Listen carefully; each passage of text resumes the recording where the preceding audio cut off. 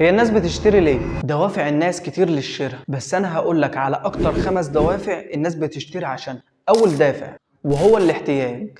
الحاجة دي أنا فعلا محتاجها، زي الأكل والشرب واللبس والمستلزمات الأساسية زي الغسالة والتلاجة وغيره. الدافع التاني وهو احتمالية الحاجة، يعني الشخص ده بيبدأ يشوف إن الحاجة دي ممكن يحتاجها بعدين، زي إنه يعمل تأمين على حياته أو على عربيته، أو إن الحاجة دي عدم تواجدها مستقبلا هيبقى ضعيف وسعرها عالي.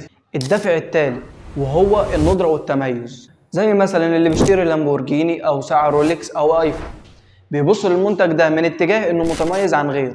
الدافع الرابع وهو الفرصة التسعيرية، الشخص ده بيبقى عارف إن المنتج ده بيساوي 100 جنيه لكن نزل عليه خصم ب 80 جنيه، فبيبقى عايز يوفر. الدافع الخامس وهو أهم دافع وهو العاطفة، يعني مشاعرك هي اللي بتحركك عشان تشتري المنتج ده. بتلاقي ناس عندها بدل تيشيرت الأهلي 5 و6 و7 التيشيرتات